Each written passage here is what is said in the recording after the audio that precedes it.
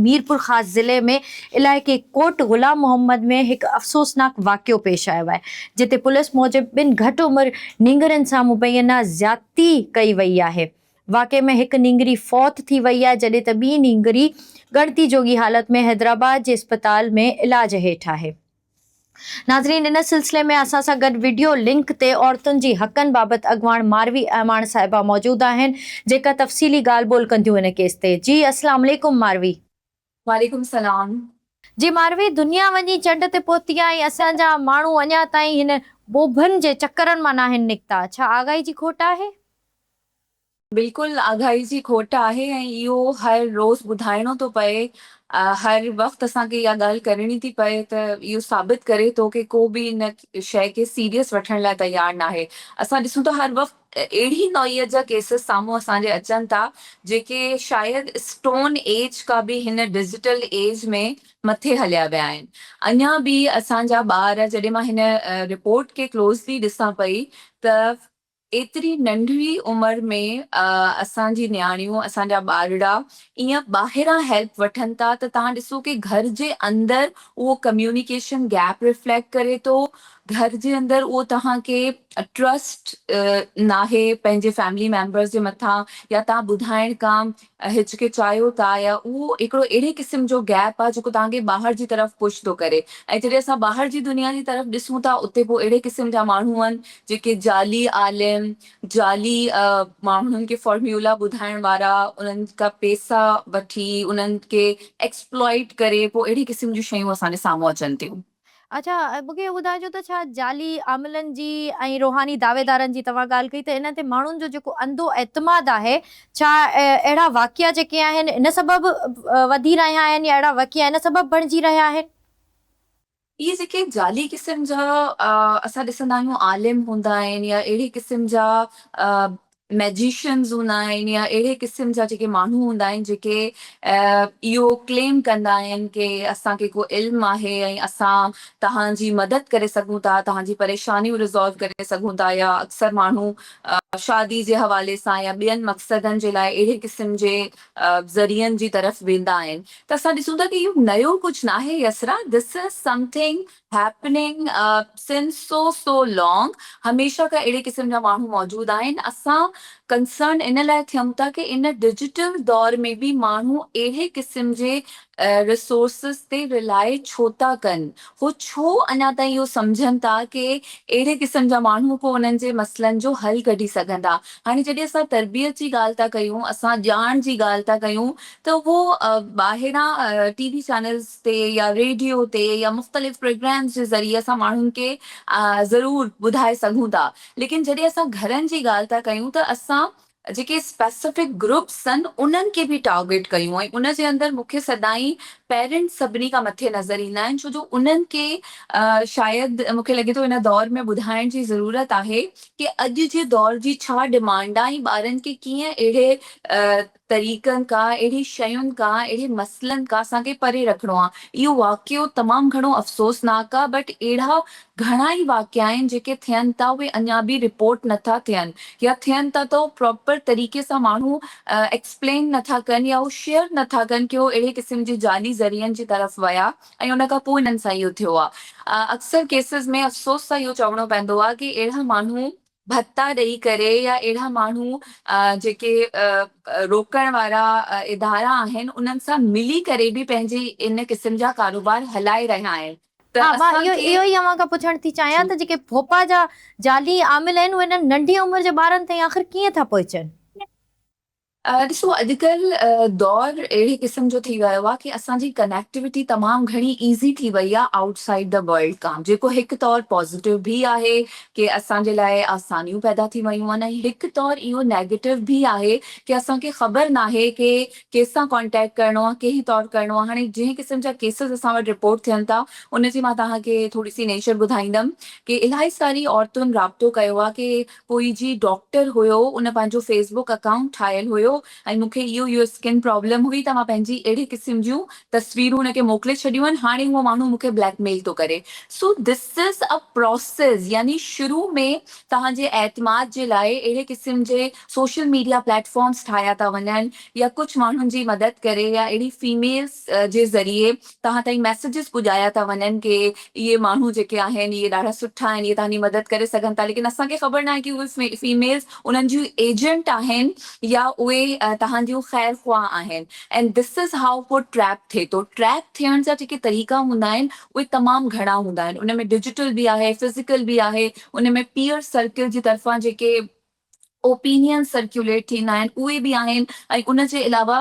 भेस मटे करे अहिड़ा जाली माण्हू पंहिंजे एजेंट्स खे अवाम जे ॿारनि जे स्कूल जे ॿाहिरि कॉलेजिस जे हवाले सां या ईअं बि अहिड़े क़िस्म जी औरतूं या अहिड़े क़िस्म जे माण्हुनि खे फैलाईंदा आहिनि जेके उन्हनि खे कस्टमर्स आणे ॾियनि या ग्रैब कनि। ऐं उन में एतिरी नंढी उमिरि जा ॿार बि अहिड़े क़िस्म जे शयुनि जे अंदरि ट्रैप थी था वञनि। इन में पेरेंट्स जेकी मॉनिटरिंग आहे, घर में जेकी कम्युनिकेशन आहे, उहा अञा वधीक स्ट्रॉन्ग थियणु खपे। इन में जेके असां ॾिसूं था कि हिन वक़्तु हिननि नियाणियुनि सां इहो वाक़ियो पेश आयो आहे, इन में अञा वर्स्ट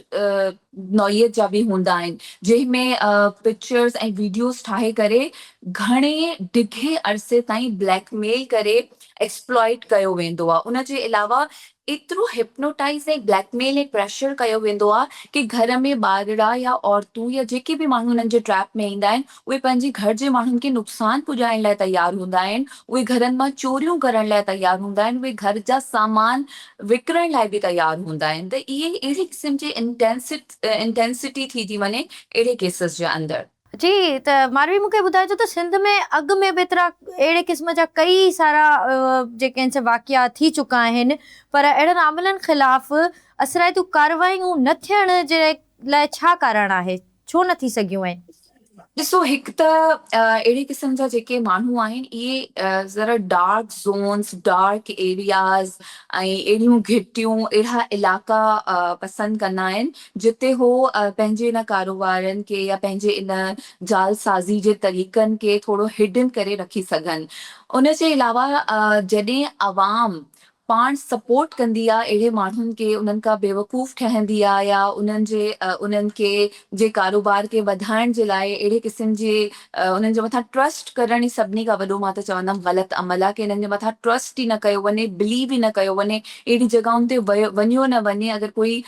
तव्हांखे ॿुधाए थो त तव्हां न कयो। बट असां जॾहिं ॾिसूं था न हिते अॼुकल्ह गुरबत एॾी थी वई आहे, असां ॾिसूं था असांजे मुआशरे में डिप्रेशन ऐं साइकोलॉजिकल एॾा घणा माण्हू इफेक्टेड थी विया आहिनि कि उहे अहिड़ी क़िस्म जे जाली माण्हुनि ते यकीन जल्दी करे था वठनि। त इन जे लाइ असां ॾिसूं था कि अहिड़े क़िस्म जा जॾहिं माण्हू साम्हूं अचनि था त उहे प्रॉपर तरीक़े सां अरेस्ट नथा थी सघनि। हाणे जीअं मां तव्हांखे चयो कि अहिड़ा जाली माण्हू पंहिंजा डिजिटल अकाउंट्स ऐं डिजिटल पंहिंजी पब्लिसिटी करण में बि अॻिते आहिनि। त हाणे साइबर क्राइम खे इन शइ ते घणी नज़र रखणु खपे। अहिड़े क़िस्म जूं शयूं जिते बि हुजनि, इहो सभु कुझु बि करे वठूं, रिपोर्ट अवाम खे, तव्हांखे, मूंखे, असां जहिड़े कॉमन माण्हुनि खे करिणो आहे। रिपोर्ट जेसि ताईं असां अवेयर थी न कंदासीं तेसि ताईं इहे जाली माण्हू साम्हूं न अची सघंदा। ऐं अॼु बि मां तव्हांजे प्रोग्राम जे तवसुल सां इहो उमेद थी कयां कि जेके बि माण्हू असांखे अॼु ॿुधी रहिया आहिनि, ॾिसी रहिया आहिनि, उहे ॻाल्हि खे सम्झनि कि पंहिंजियूं नियाणियूं, पंहिंजा ॿारड़ा या घर जो को बि भाती अहिड़े जालसाज़ माण्हुनि जे झांसे में अची उन्हनि जूं ज़िंदगियूं या इज़तूं या अहिड़े क़िस्म जी का बि शइ ख़तरे में अची वञे, तव्हांजे घर जो माल, घर जी प्राइवेसी, का बि शइ, इन खां बहितर आहे तव्हां अवेयर रहो ऐं फौरी तौर ते अहिड़े जाली माण्हुनि जी रिपोर्ट कयो। बेशक तव्हां न फासंदा हुजो, ॿियो कोई हुजे, लेकिन उन्हनि जी बि मदद कयो, रिपोर्ट ज़रूरु कयो। अच्छा, मूंखे ॿुधाइजो त छा हुकूमत खे गैर क़ानूनी आमलनि ऐं पीड़नि ख़िलाफ़ ख़ुसूसी मुहिम हलाइणु घुरिजे?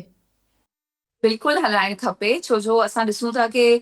माण्हू घणो इन तमामु अमल जे अंदरि अची करे पंहिंजे पाण खे इलाही नुक़सान था ॾियनि। इहो त असां जेको केस ॾिसूं पिया, अहिड़ियूं एग्ज़ाम्पल्स तमामु घणियूं असां वटि मौजूदु आहिनि, जंहिंमें साल माण्हुनि खे बेवकूफ़ माण्हू ठाहींदा रहिया आहिनि। उन खां पोइ कॾहिं को केस या का शइ साम्हूं आई आहे त अहिड़ा माण्हू असां ॾिसूं था कि कुझु अरेस्ट बि थिया आहिनि, उन्हनि जे मथां केसिस बि थिया आहिनि। मगर हुकूमत खे अञा सीरियस इन ते अमल करण जी ज़रूरत आहे। जीअं त मां तव्हांखे चयो कि अहिड़े क़िस्म जा जेके जेके डार्क एरियाज़ या अहिड़े क़िस्म जा नंढा जेके एरियाज़ हूंदा आहिनि, कम्यूनिटीज़ हूंदियूं आहिनि, उन्हनि में इहे माण्हू लिकण जी कोशिशि कंदा आहिनि। हाणे इते जेकी कम्यूनिटी जा माण्हू आहिनि उन्हनि खे बि नज़र रखणु खपे कि अहिड़े क़िस्म जो अगरि कोई जाली कारोबार या अहिड़े क़िस्म जा कोई जाली आलिम अहिड़ा कोई माण्हू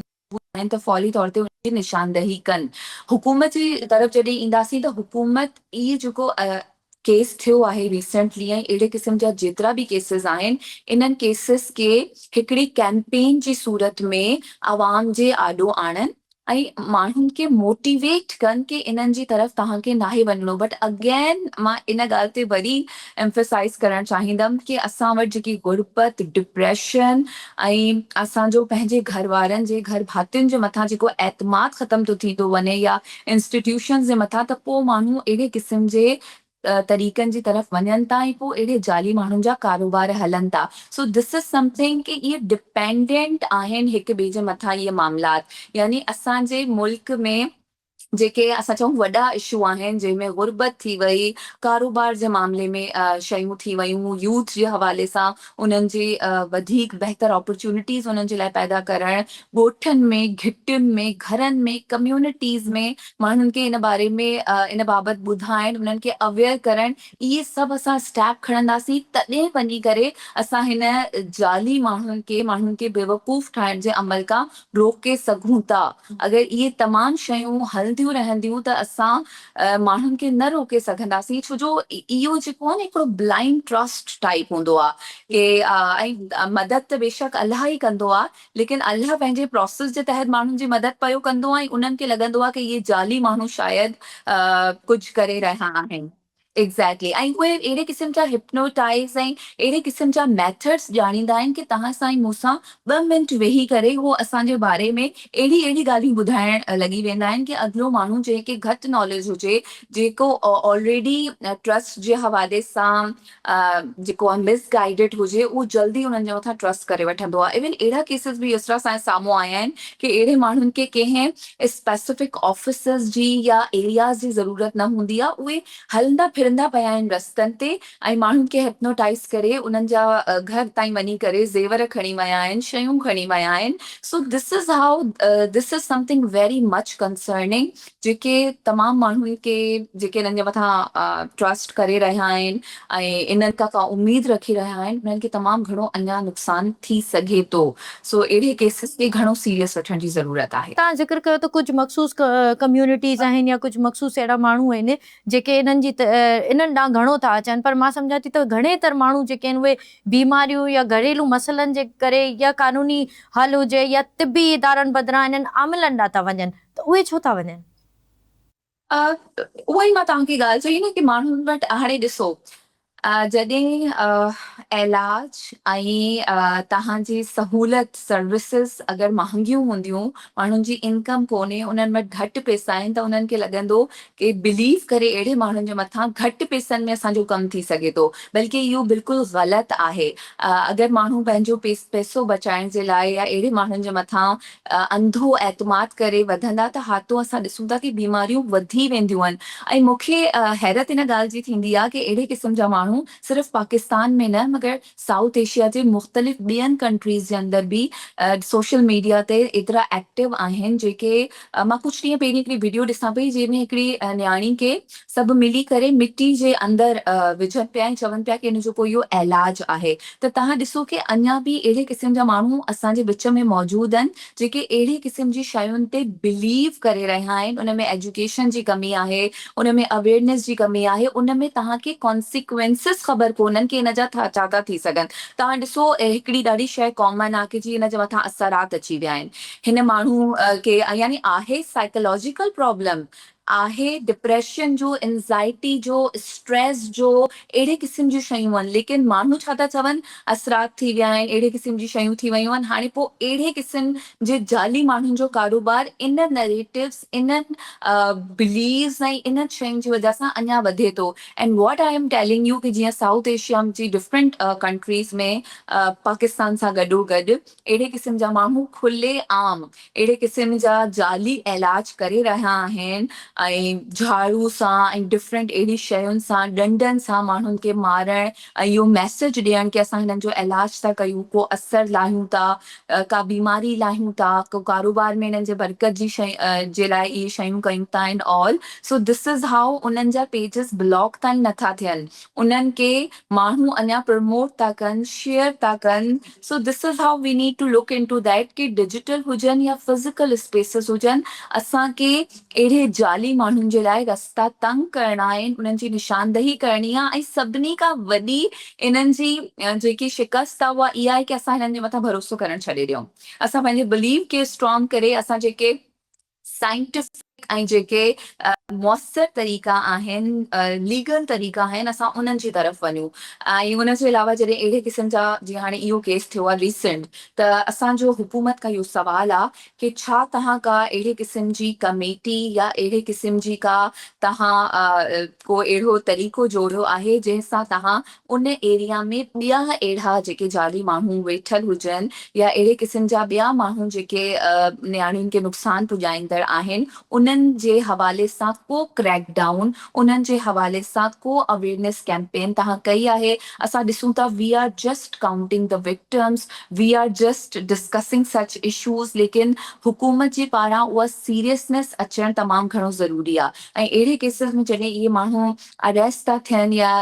हाणे इन में ईअं थींदो आहे कि अहिड़ा माण्हू जुर्म करे भॼी वेंदा आहिनि, भेस मटे छॾंदा आहिनि ऐं ॿियनि जॻहुनि ते वरी पंहिंजा अहिड़े क़िस्म जा आस्थाना अड्डा इहे खोले वेही रहंदा आहिनि. त उन्हनि खे असांखे मौक़ो ई नाहे ॾियणो, यानी कि हिननि जो अरेस्ट तमामु घणो ज़रूरी आहे, इन्हनि खे प्रॉपर सज़ाऊं मिलणु ज़रूरी आहे. ऐं यस्रा इवन मां तव्हांखे इहो बि ॿुधाईंदमि कि काफ़ी केसिस में एॾियूं नंढियूं सज़ाऊं हूंदियूं आहिनि इहे जाली तौर माण्हुनि खे बेवकूफ़ ठाहिण एंड ऑल, कि उन मां माण्हू जेलुनि मां निकिरी करे वरी अहिड़े क़िस्म जी करणु शुरू थी वेंदा आहिनि. त यानी कि जॾहिं उहे अहिड़ा माण्हू जेल में बि वञनि था, त छा हिननि जी रिहेबिलिटेशन जे लाइ, छा हिननि जे जेके इहो अमल कनि था उनजी करेक्शन जे लाइ कोई अहिड़ो असां वटि मैकेनिज़म मौजूदु आहे, या अहिड़ा माण्हू ख़ुदि मां चवंदमि साइकोलॉजिकल कंडीशंस जे अंदरि आहिनि, उन्हनि खे बि इलाज जी ज़रूरत आहे कि उहो माण्हुनि खे ईअं बेवकूफ़ ठाहे, फ्रॉड करे, उन्हनि खे नुक़सान पुॼाए. यानी इन में न इलाही सारी डिग्रीज़ आहिनि,